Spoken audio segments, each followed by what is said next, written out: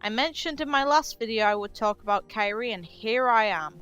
This video will have spoilers for all Kingdom Hearts numbered installments, since those are the games where Kairi herself is present and is significant, instead of just being only briefly mentioned like in Chain of Memories where we dive into Sora's memories so of course she is shown, or briefly appearing like in Birth by Sleep where Aqua meets her as a child, or Dream Drop Distance where she only shows up in the ending to start her training.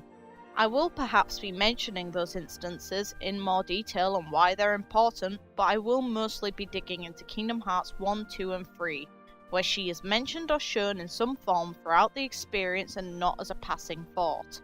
Also, like my last video, I'm ready for a bit of backlash, because I know plenty of people won't agree with my view, but I hope what I say in this video will get you all thinking about the difference between hating a character themselves, or what I think the real issue is, which has been how Nomura has handled Kairi.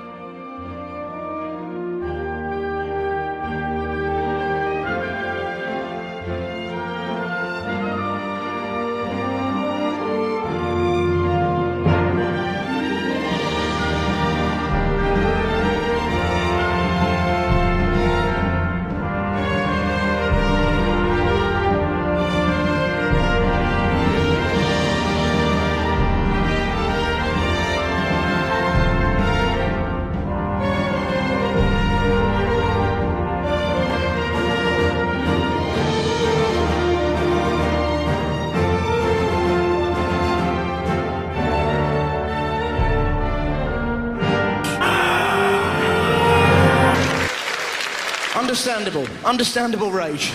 As a starting point, I'm going to immediately cut out one of the main arguments people use for why they dislike Kairi, which is that she's not developed. If this was the case, then it would be a justifiable point. The issue is, it's not the case at all. Character development is the process of creating a believable fictional character by giving them depth. It's like a circle that both starts and ends with the character's fundamental goals and motivations.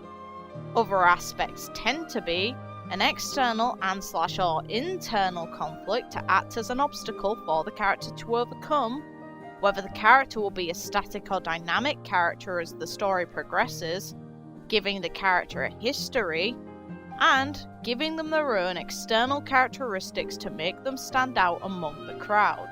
I'm going to dig into all of these just to hammer home how silly the excuse that Kairi isn't developed is, since she's been developed for 13 years from back when Kingdom Hearts 2 came out.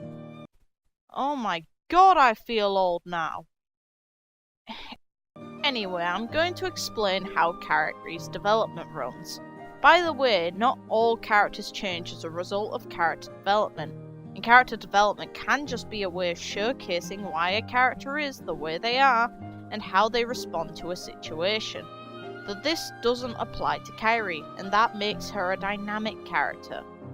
What changes Kairi is the period of time Sora is away and the incident which caused everyone to forget him in Chain of Memories.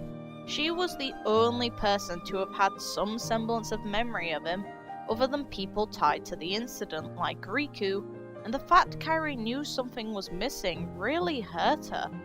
In the prologue of Kingdom Hearts 2, we see she has turned down from her cheerful and brave self, and came to a decision she wouldn't go back to the place she shared with Sora until she remembered him.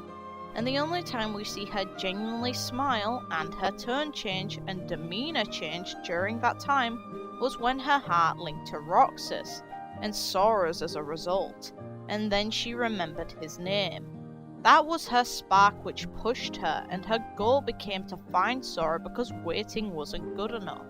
The spark pushed her to take the leap and escape Axel and look for Sora in Twilight Town, and to resist the organization and try to escape with Naminé. The brave Kairi who shielded the weak heartless Sora had become was back, because Sora made her whole again.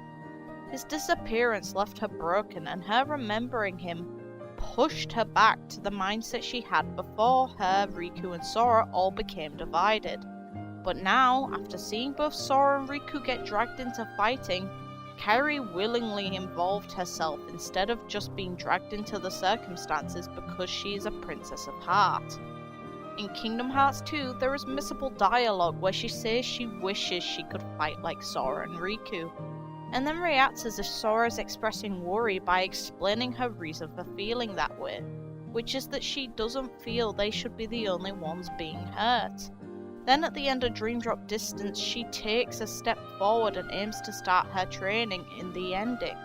In 0.2, that scene is extended.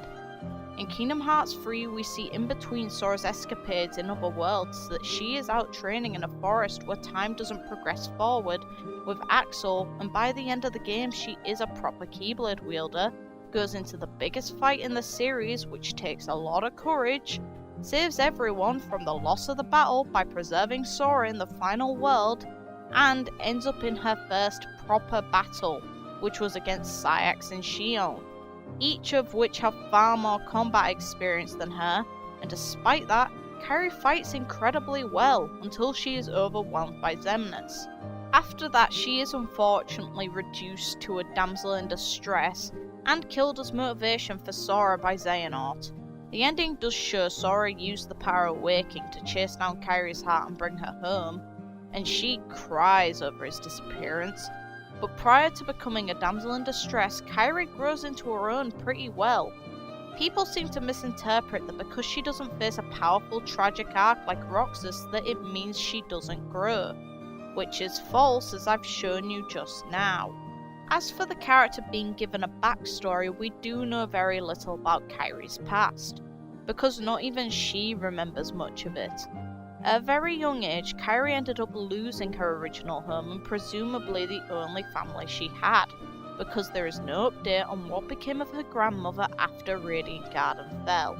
We see Kairi's only memory of Radiant Garden in Kingdom Hearts 1, while her heart was with Sora, which was of her grandmother telling her the story of light.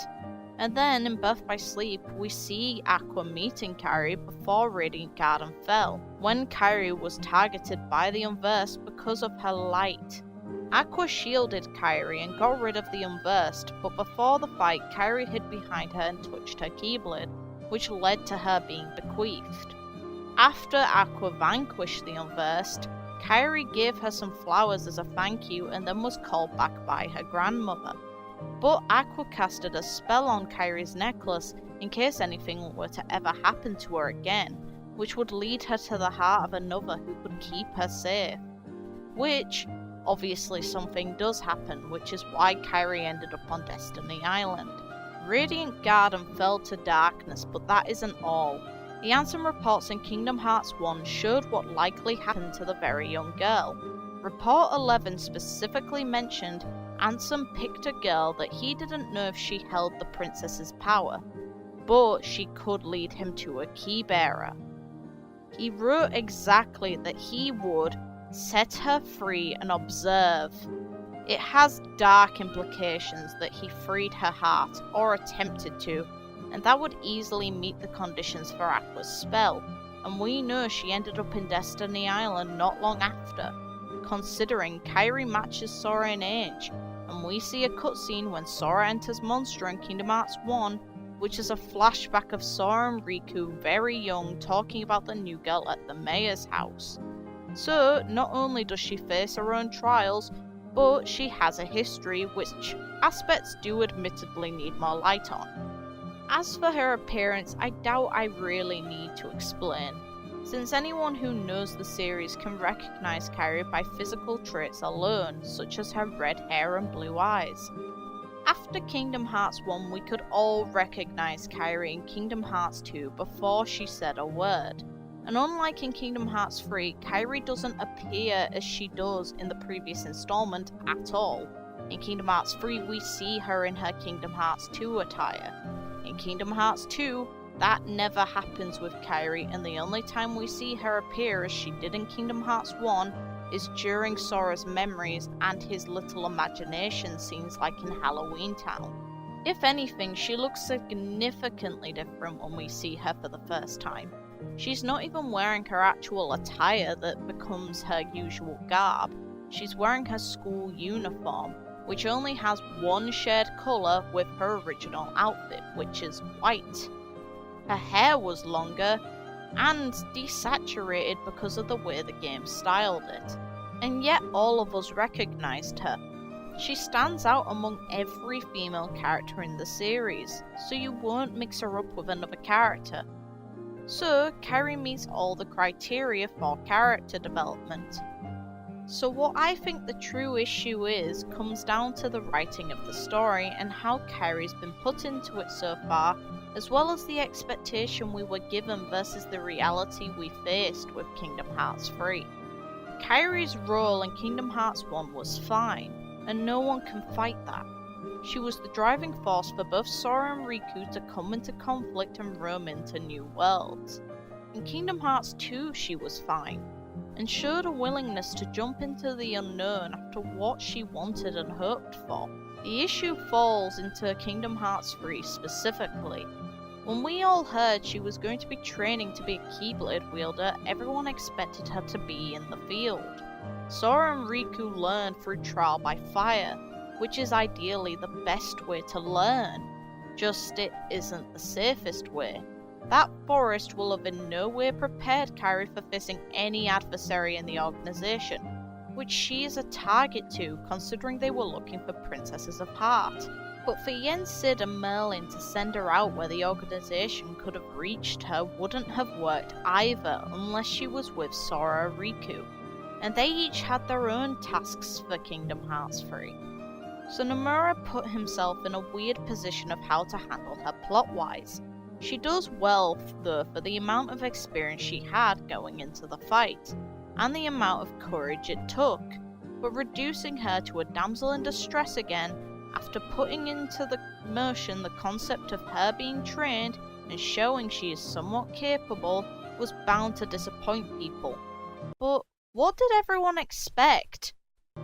The most experience she had before Kingdom Hearts 3 was slashing a few Heartless in the world that never was, while Riku kept watch. She was a fledgling Keyblade wielder, who wasn't even trained by another Keyblade wielder since Merlin isn't one and is just proficient in magic, meaning her training probably wasn't up to par to put her into that sort of fight at all. If anything, if you pay attention to her in the battle against Saïx and Xion, you can see her stance is based on Sora's, who is a wielder she saw fighting plenty of times considering all through Kingdom Hearts 1 she was with him. But anyway, the only reason they recruited her as a Guardian of Light was because they needed more numbers and she could wield a Keyblade, not because of any prowess she has. If there were other wielders available, I doubt they'd call on Kairi to recruit her, considering it was a huge risk to put her in the field when the organization were targeting her. But in that situation, beggars couldn't be choosers. Xehanort had access to a way to manipulate in more vessels using time travel, and they had their forces missing that they needed to find, and if they didn't gather all the Guardians, Xehanort would have just gone after the Princesses of Heart anyway, so it was either get the numbers, including Kairi, or don't, and Xehanort would involve her. Also, Kairi did fight, and was the one who kept Sora together, which was revealed by Naminé in the final world. Her saving Sora led to him being able to use the power of waking to save everyone. Something that I do find funny is people are angry that Xemnas restrained her and Kairi couldn't do anything. Did you guys all forget that Xemnas could move buildings using nothingness and made a dragon ship and couldn't be defeated individually?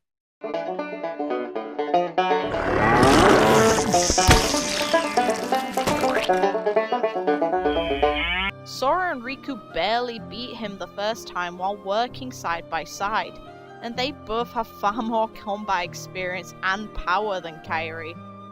And let's just look at how Xemnas held Kairi. He restricted her wielding arm, and was clearly hurting her and then kept twisting her arm back. If you try to counter that by saying, "Star, that's because Kairi is weak," then let's go back to Toy Box where young Xehanort used the same technique on Sora and it worked there too. I don't blame Kairi at all for not being able to resist Xemnas, and if anything, I'm more disappointed with Axel in that situation, who has more combat experience and did nothing of use. And as much as I dislike her death, it was necessary.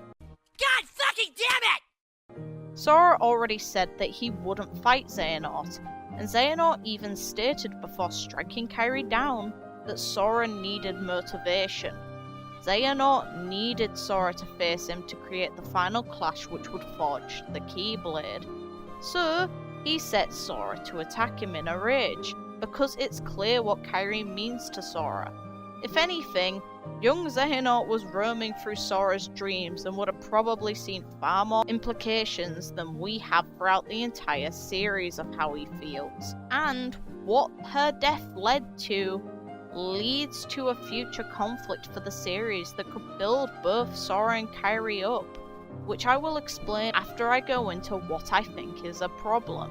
What is upsetting me is stuff like this. When everyone is at Yensid's tower together and everyone is present in the game for the first time, Kairi barely has a presence. If anything, it was the first time Sora has seen Kairi since before Dream Drop Distance, and he didn't react to her physical change or her strides in her training. Her and Riku don't even speak directly to each other at all in the game either, which is weird considering they're childhood friends. If anything, the only time Kairi mentions Riku is when her and Sora sat on the Palpu fruit tree. It feels as if she was an afterthought in most scenes, with the main exceptions being the Palpu fruit scene, the moment Sora finds Kairi in the darkness after beating the Lich, and the ending of the game. It also sucks when other media portrays Kairi better than the games do. The Kingdom Hearts manga by Shiro Amano has always done a wonderful job with bringing a lot of life and fun into the series, and that holds up true when it comes to Kairi. The Kingdom Hearts 3 manga eventually coming out wouldn't surprise me if Kairi got more interactions in there than she does in the main games. Anyway, something that the lack of focus on Kairi and the ending of Kingdom Hearts 3 does do right is build up hope and potential for Kairi to gain focus in DLC or a future installment. I honestly think the best way to go about it is to imply in the DLC that Kairi will take her own steps to reaching Sora, and then have her be playable in a future installment where she actually goes after Sora. I can already guess a lot of you will be saying, or thinking, but the secret ending shows Sora and Riku in Shibuya, which, yes it does. But something to consider for secret endings is they aren't always based on the next entries in the series. Kingdom Hearts 1's secret ending wasn't for Chain of Memories, which was the next installment after it. So, that option isn't struck out. Kairi has the motive to chase Sora down, and now she's a Keyblade wielder, no one can say she isn't prepared to. Sora has sacrificed himself for her twice now, and it's pretty damn clear they are in love with each other from the ending if it wasn't somehow clear to people beforehand. If anything, imagine the guilt Kairi could be feeling considering she cried in the ending, and we all know Sora is gone because he went after her while knowing the risk. Also, back in Kingdom Hearts 2 she tried to look for him without being nearly as prepared to, considering she ran through dark corridors and it was her first time going into other worlds, and she had no training or way of defending herself. For the journey of this game, I believe her party members should be Donald and Goofy, since they would want to find Sora too, and it's a nice callback to them guarding her back in Hollow Bastion in Kingdom Hearts 1 after Sora freed his heart.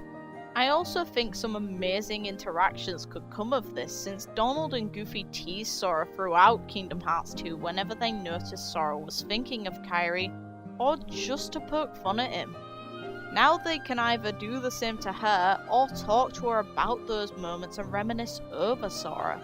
And if those occasions did happen, imagine if we got flashbacks of Sora and Kairi's time together when they were very small, or from when they were together after Kingdom Hearts 2, or more of the ending scene of Kingdom Hearts 3. Or even better, the moment Sora got Kairi back. And to top it off, Kairi's letter writing habit could really come into play since Sora is now out of her reach. She could write letters to talk to Sora and maybe even send them off. Imagine if they somehow ended up in the final world, since that seems to be where he is based on the prologue, like her letter reached him in the Realm of Darkness in Kingdom Hearts 2. There is also a lot of potential for her interactions with other characters like Riku, Axel and Aqua, who all could have different roles and relationships with Kairi. Riku is her childhood friend and they would probably support each other over Sora's absence and reassure each other. Axel would try push Kairi forward and cheer her up, and Aqua could be a teacher to Kairi and reliable figure while also giving her a way to learn more about her past. Story-wise and character-wise, I don't think there is anyone better suited for going after Sora, and it will finally give us, the player, the opportunity to connect with Kairi and see what she is made of. Based on her fighting style shown in Kingdom Hearts 3 during the battle against Sayax and Xion, Kairi is very precise in aerial combat, and uses her MP for cure magic, and if anything casts light-based magic without MP, which is very interesting and could bring about a counter-like system for the amount of time she could use light before she needs to recharge. She, for now, based on what is found in the Kingdom Hearts 3 Ultimania, is the weakest AI for damage, but I feel she would grow more powerful through the game. And it would be perfect for scaling, which makes her the ideal candidate as a protagonist and lead gameplay-wise.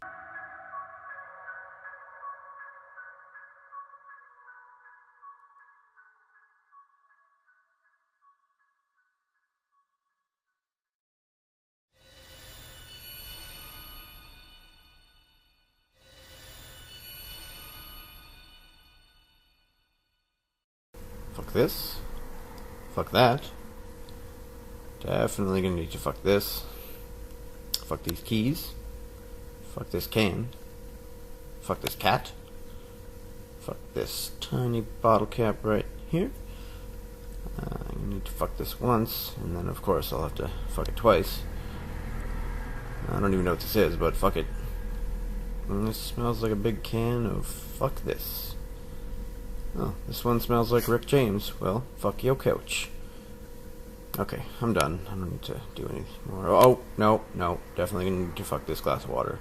And there we go. Yeah, it's much better. Okay, yeah. Anyway, sorry this video has taken such a long time to make. I'm a pretty busy person with both college and work on, and now I'm unfortunately only going to get busier with my college deadlines coming in, and once the breaks happen I'll be working more hours. I'm really looking forward to Kingdom Hearts 3 Critical Mode and having a look back through the game now that I've had some space from it. Also, if you haven't already, I would really appreciate a like and if you'd subscribe. If there's anything you want to see me talk about, leave a comment and I'll check them. Have a good day, guys.